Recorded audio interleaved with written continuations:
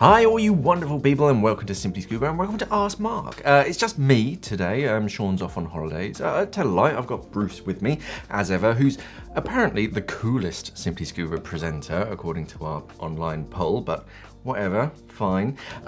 So yes, if you do have any scuba diving questions, queries, or even corrections, anything that you've seen, pop them down in the comments below. If you use the hashtag AskMark, it makes it a lot easier for us to find. So yeah, let's jump straight in. So the first question comes from Sasha, and Sasha asked, not a scuba related question, fine, but will you guys do some sort of live stream in the future? Maybe like a live unboxing where we can ask questions, or just a general talk stream, yes.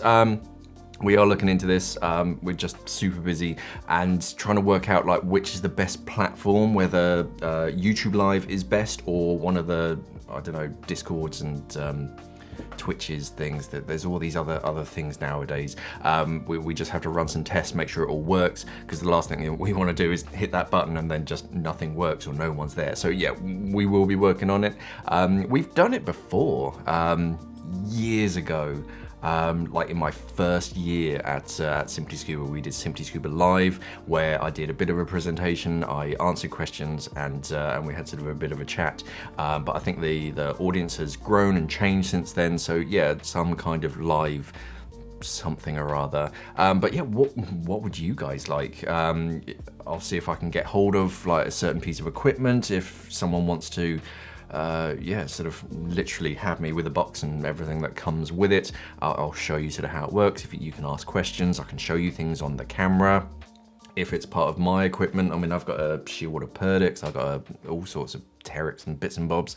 If you want me to show you around anything in particular, or yeah, just a general chit chat, then yeah, we are up for it, but we do have to sort of work it out. What we'll do is we'll do some, because we've got some hidden channels, so we can experiment with those, make sure they all work, and then we'll like announce it, give you guys like a week or so to sort of organize schedules and stuff, and then yeah, we'll do something live. So yeah, stay tuned for that. But if you do have any ideas, anything that you do specifically want me to talk about, have props in front of me, let me know, and yeah, I'll probably get hold of something to show you guys. And yeah, which platform would be best? I don't know about Sean, but I'm aware of Discord, I've heard of Twitch, but I've never really used them. So yeah, let us know which platform would be best, and yeah, we'll see if we can make something happen. The next question comes from Julie Santarciero. Hashtag AskMark. Hi guys, hi. I received my open water in October. Congratulations, well done. I'm looking into buying a regulator. Cool. Which one would be better? Okay, so the Mark 25 700 carbon, so that's the Scuba Pro Mark 25 with an A700 carbon second stage, or the Atomic Aquatics B2. Both very nice regulators. I also need to get a BCD. Don't know if I should go with a backplate and a wing or something like the Hydros, the Scuba Pro Hydros Pro. Please help. Really like watching you guys. Thank you. Hope you keep going. Me too. Thank you, Julie. Thank you. Okay, so Scuba Pro Mark 25 A700 carbon is the top of their range. They're very, very proud of their A700s. The Mark 25, fantastic first stage. They use that on some submarines. It's so efficient. The A700 second stage, lovely. Oh, let me put that on silent. Yeah, hand built, very, very nice second stage. Atomic Aquatics B2, very, very nice. So that has a lot of things on the inside. I mean, one of the things that that really sort of gets to me is the automatic Venturi. So instead of on the A700 and a lot of other second stages, we have just a Venturi switch, so it's like on or off. The B2 has it. It's basically a vane which sits on a like silicone squidgy kind of hinge, and it automatically changes the direction of this vane to redirect airflow automatically. So if it senses a free flow begin, it interrupts it automatically. It's not something that you have to do. So yeah. Very, very nice. I think the B2 has titanium parts on the inside. The B is a lot of atomic stuff, as mainly their regulators. The letter of it denotes what material it's made out of. So the B means it's chrome plated brass. That's hard to say. So that's a good sort of all-rounder. The first stage on the Mark 25 is a 5-port swivel turret, so that does make life sort of very convenient. The B2, I can't remember if that's the 7, I think that's got 7 low pressure ports around it. I don't think it swivels, so that has benefits and cons to it. The con is that it doesn't sort of rotate to alleviate kind of stress on hoses as you pull them. The benefit is that one, it's fewer failure points, so it's one extra O-ring that's not going to fail, and you do have those extra kind of ports, so you can just have that hose in the correct orientation. It's a personal choice. They're both fantastic choices. Personally, I'd go for the Atomic Aquatics, just because I like them as a brand. They're always a sort of a premium brand, so they do look after you. And I don't. No, it's the T3. The T3 has a 3-year service interval. The B2 I think is just 2 years. I say just 2 years. Most regulators are just 1 year.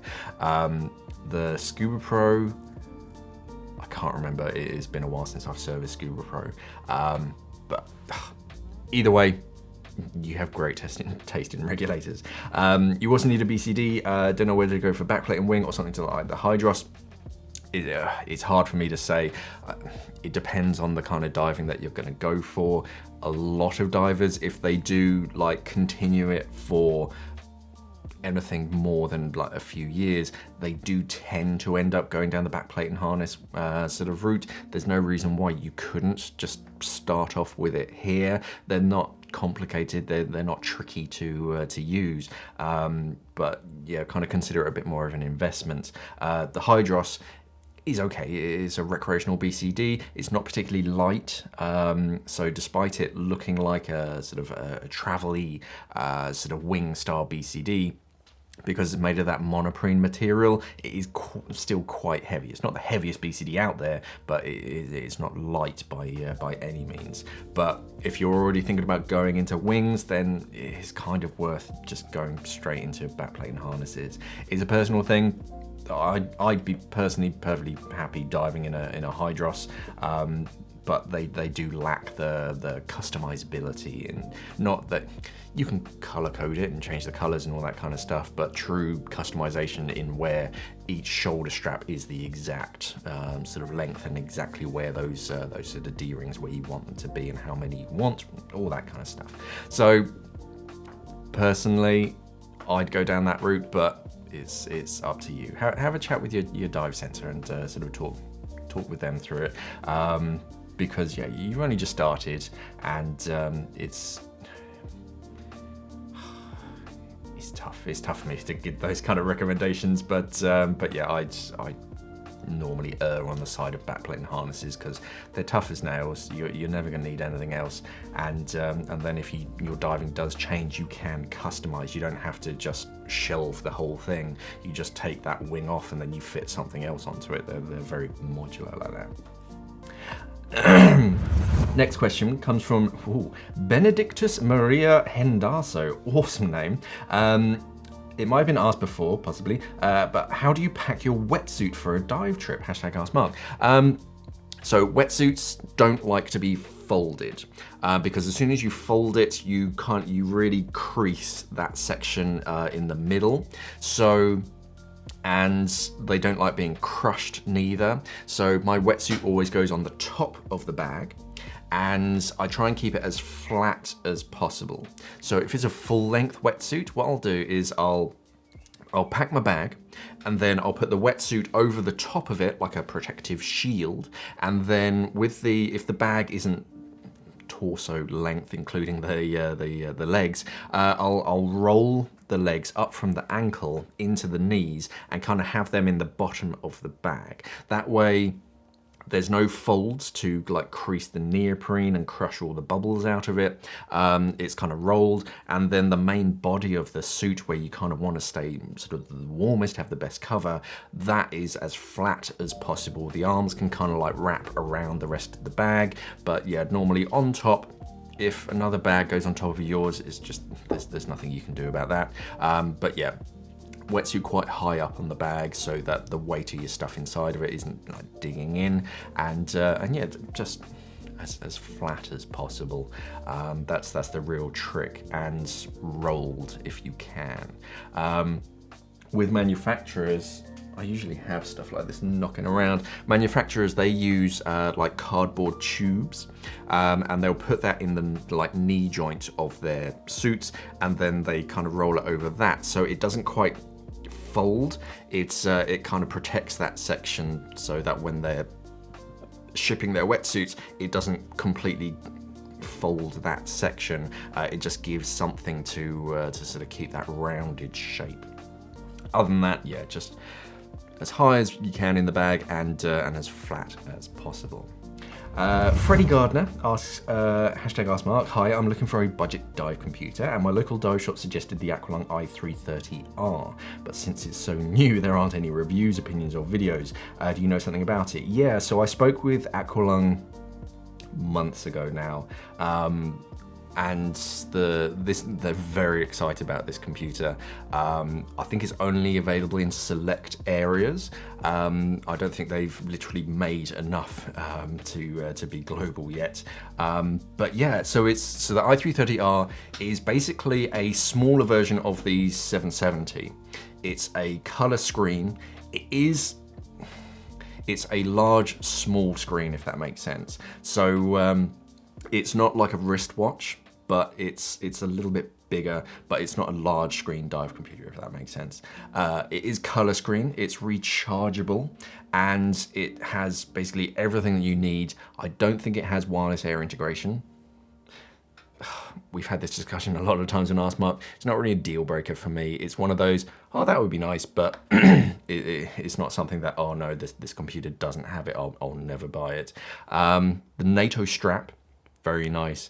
The strap, very underestimated sort of part of dive computers. Most people just sort of overlook it, and they look at the buttons and all that kind of stuff. But the NATO style strap does make your life a lot easier, and it feels really secure. I remember the first time I went diving with my own dive computer. You jump in, and the first thing that you often do is check your dive computer is still attached to your wrist, because that's a big investment. But yeah, it's a smart thing. I haven't seen one, I don't think, but the user interface looks a lot the same to the i770. They showed me around it on the presentation, and because this was back in like lockdown, so we couldn't sort of meet and greet and sort of see and touchy things, but we had a great video from AquaLung, and they showed the computer and sort of what it does and what it can do, and like where it sits in the range. So yeah, it is a good dive computer. So yeah,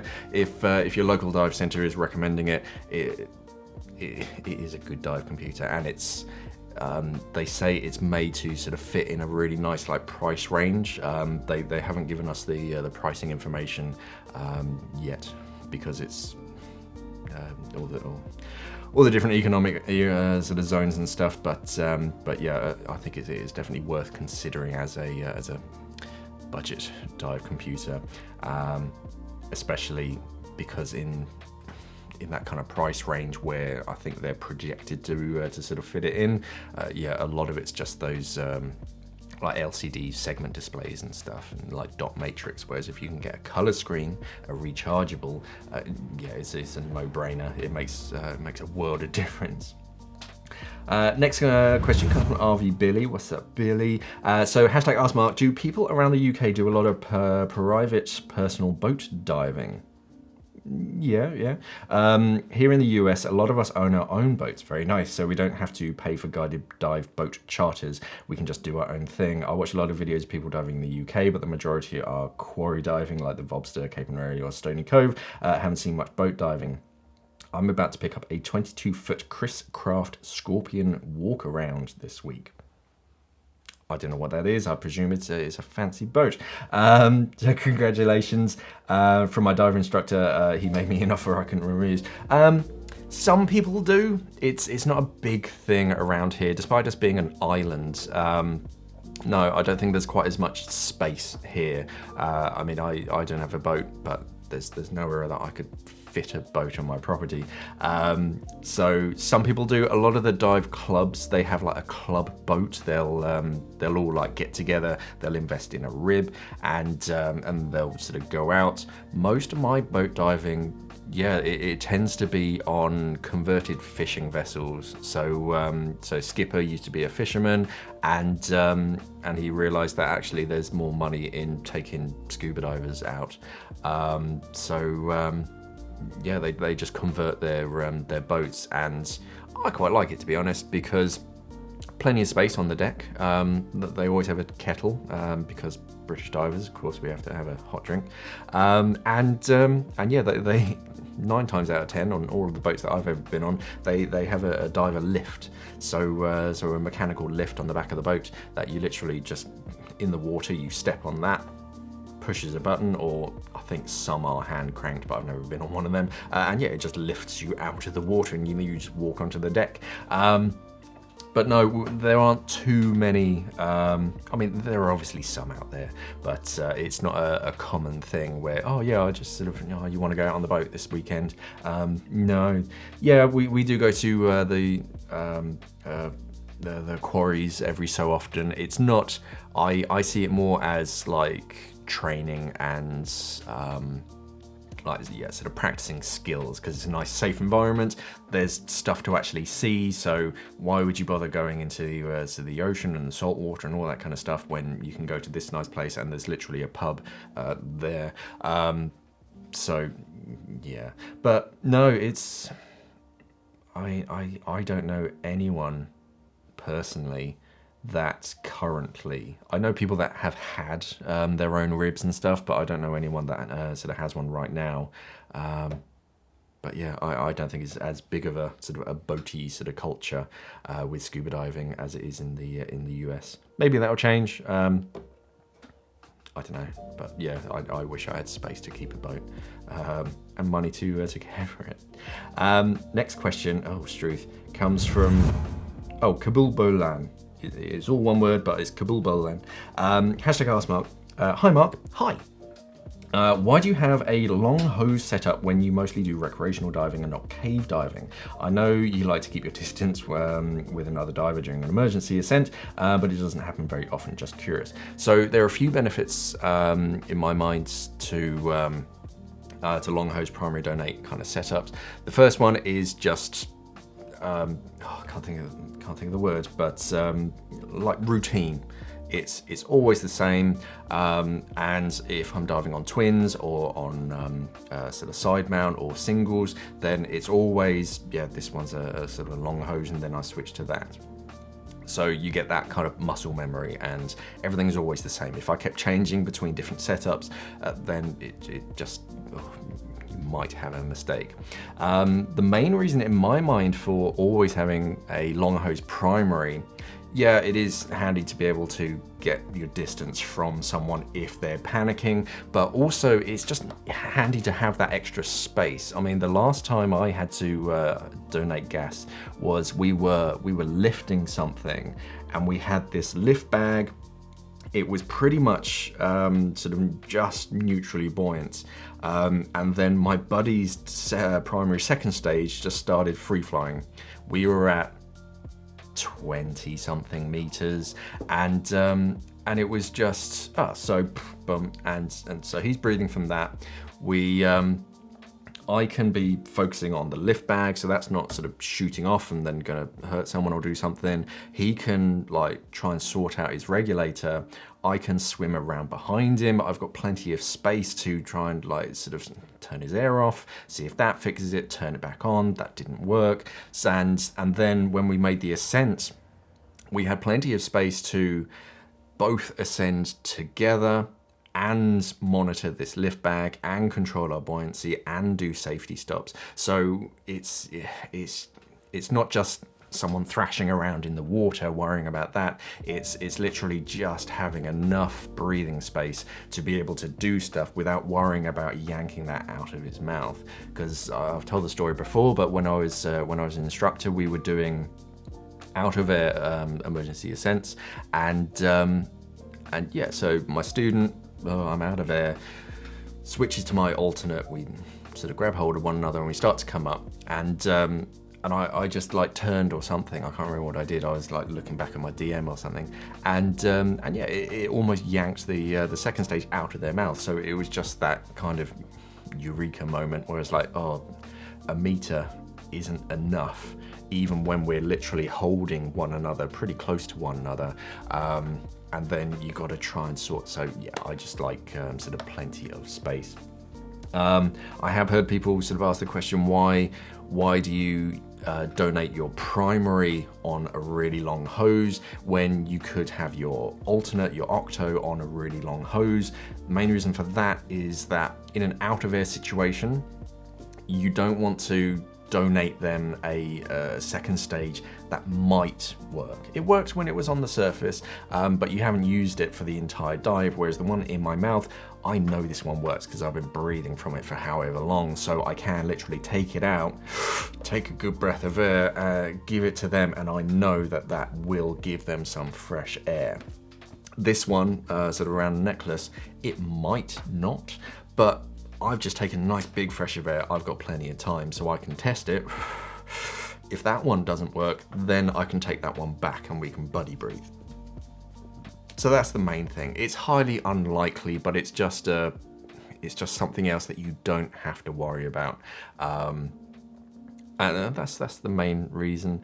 Yeah, as you say, the cave diving, that's where the 2.1 long meter hose came from. So if you didn't know, in a lot of caves and overhead environments and shipwrecks, if you're inside and you have to get out while still donating gas, that's why you have that 2.1 meter long hose, so that if they're swimming in front of you, it can go their entire body length, or vice versa. If they're behind you and you're donating gas, there's enough space for two of you to swim sort of single file through a restriction whilst you can still breathe. That's why we do have that sort of 2.1 meter long hose.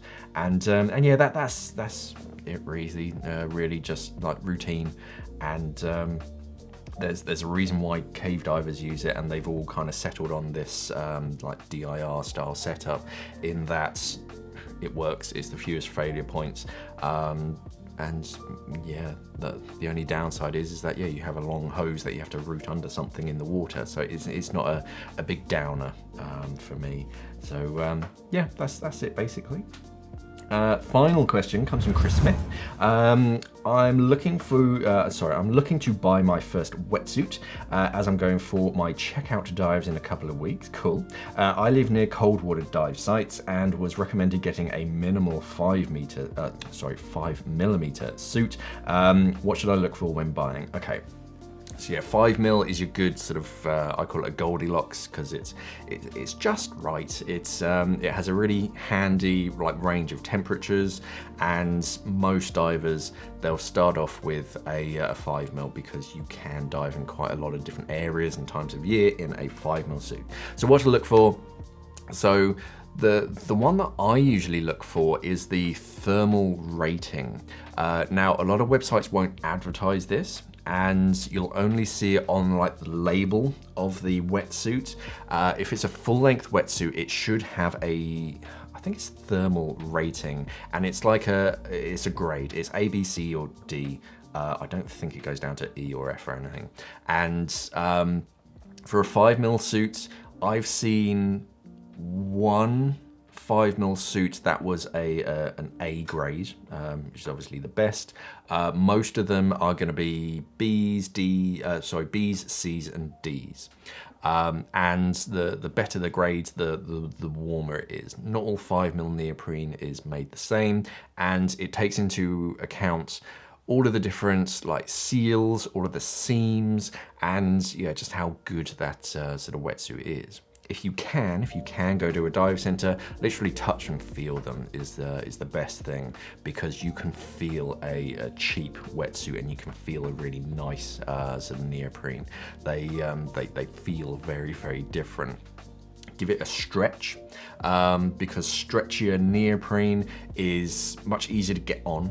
You can get into your wetsuit a lot easier. We had a girl once who worked at the dive center, and the guy came around and he's showing off his sort of all of his sort of wetsuits and things, and he said, we got this new wetsuit. It's amazing. It's incredibly stretchy, and they were like, yes, try this on, like, see how it feels. She got it on. She's like, yeah, it feels great. And they were like, right, we're going to ask you a personal question here. What dress size are you?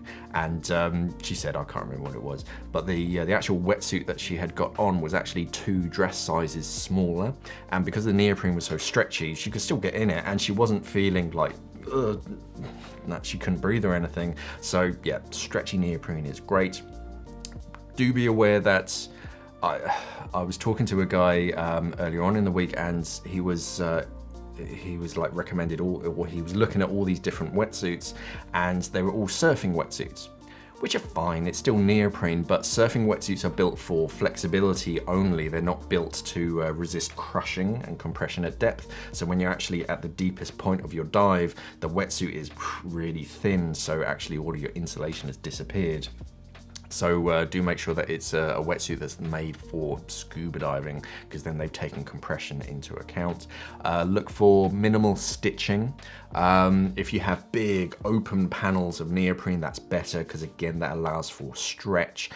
Wherever there's a stitch or a seam, that's where it like restricts the stretchability in that area. So you want fairly big open panels. And look for decent sort of seals and fit. So the ones around your wrist, the ones around your ankles, something underneath the zipper as well, they're all sort of help to slow water ingress. And then you want to make sure that it fits properly, basically. The way I do that is get the suit on and then zip it up. Try and make sure that you can do it all by yourself. I know the sort of the guys at the dive center, they always want to try and help and make it as easy as possible, but on the dive site, it's going to be you. So try and get into it all by yourself, and then when you're all zipped up, take a knee. So kneel down, one knee, and then with the opposite arm, try and touch the back of your neck. If you can do that, you're not too like trying to get into it, then it should fit you perfectly fine. If it is too restrictive, then you might need to go a size up. Some wetsuits, wetsuit manufacturers, double check, because they do, I've seen broad, tall, relaxed. You get different fits. So instead of just small, medium, and large, you'll get like a medium broad or a medium tall. So it's kind of the same torso like width, but the body is actually a little bit taller to fit different diver shapes. But yeah, what I tend to look for is the thermal rating, the feel of the neoprene, trying to make sure that it feels sort of nice and stretchy. You can feel that that lining. You can tell when it's a premium lining compared to a cheap lining. Yeah, there's all sorts of things. You can look at the stitching if you want. Try and make sure it's blind stitch, and that way you know that the stitching doesn't go all the way through. Seams on the inside. Have a look on the inside and actually feel the stitching, if that's sort of rough or coarse in any areas. You don't want it to sort of rub anywhere uncomfortably. Touch wood, most wetsuits tend to be okay with this nowadays, but yeah, sort of look at if there's like a 3-way T-joint seam, usually you have a little circle of tape over that, and that just makes it a bit more comfortable. But otherwise, that's about it. Yeah, the biggest like secret one is that thermal rating. If something's like, if a 5mm and it's like a D, don't rule it out. Just sort of consider it. D isn't like a bad grade. It just means it's not as good as a C or a B. I know that's exactly what grading is meant to mean, but I've worn amazing suits that sort of, in my mind, it keeps me nice and warm, but it is a thermal grade D, so why? So yeah, that's, but a lot of websites, they don't advertise that because it's really hard to find, because you have to go through. There's like a little booklet on the inside of a lot of wetsuit labels, and somewhere on there it'll just say thermal class or thermal rating ABCD or whatever it is. I think that's about it. Yeah, yeah, 5mm suit, good all-rounder. Just make sure it fits you sort of properly. If it's too big, you're going to get cold. If it's too small, then you're just going to cut off blood flow. You want to get it sort of just right. Oh, and that's it for today's videos. Those are all the questions that I had time for. If you have any questions, queries, wonderings that you want myself or Sean or Bruce to discuss on AskMark, just pop it down in the sort of comments below. Try and use the hashtag AskMark just at any point of the comment. Just makes it a lot easier for us to find. And yeah, if you do want us to do any live shows, let us know what platform if a lot of you are using Discord or Twitch or whatever they are, then yeah, we'll sort of have a look into that. Otherwise, we'll just sort of start with, I think we're looking at Instagram. I think we'll also look at sort of YouTube, because this is our primary platform. But if there are any better ones that you would prefer, yeah, let us know down in the comments below and we'll look into it. And yeah, any ideas that you want us to sort of discuss. If you want me to get hold of a certain piece of kit, let us know. I'll have a chat with the manufacturer, see if we can get hold of one, and yeah, we can do a sort of a live Q&A talking about a certain something. Yeah, and that's it. So yeah, any questions, let us know down in the comments below. Thank you for watching, everybody, and of course, safe diving.